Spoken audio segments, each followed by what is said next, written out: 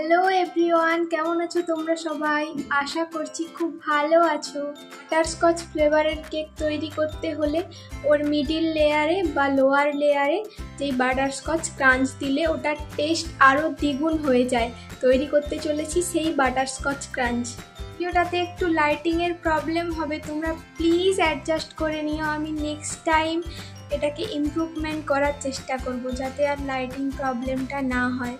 তো butterscotch ক্রাঞ্চটা ready করার জন্য নিয়ে নিলাম ড্রাই ফ্রুটসের মধ্যে ছিল কাজু আর আমন্ড। তোমরা চাইলে বাদামও ইউজ করতে পারো। বাদামটাকে হালকা করে ভেজে ঠিক এভাবেই কেটে নিতে হবে। ননস্টিকের প্যানটা গরম হয়ে এলে ওর মধ্যে দিয়ে দিলাম 1 কাপ চিনিটা দিয়ে ননস্টিকের প্যানটা কিছুক্ষণ ঝাঁকিয়ে চারদিকে স্প্রেড করে নিলাম। আর একটা কথা খুবই মনে রাখা জরুরি, ক্রাঞ্চ বানানোর জন্য প্রথম থেকে শেষ অবধি গ্যাসে লো আঁচ রাখতে হবে। কিছুক্ষণ ওয়েট করতে হবে। দেখো এক সাইড থেকে কীরকম ব্রাউন কালার লিকুইড হয়ে যাচ্ছে। এক সাইডে লিকুইড হয়ে যাচ্ছে বলে আরেক সাইডটা বাকি ছিল, তাই আমি ওটাকে মিক্সড করে নিলাম।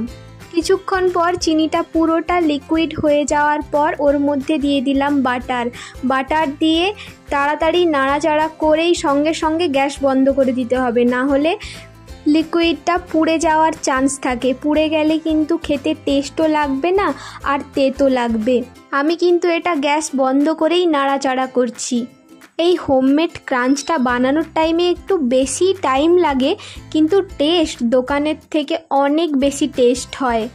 এই দেখো আমি কেমন পাগলের মতো রান্না করতে করতে অন্য কথা ভেবে চলেছি, তাই কড়ার দিকে ক্যামেরার অ্যাটেনশনটা না দিয়ে কড়ার সাইডে দেখাচ্ছি।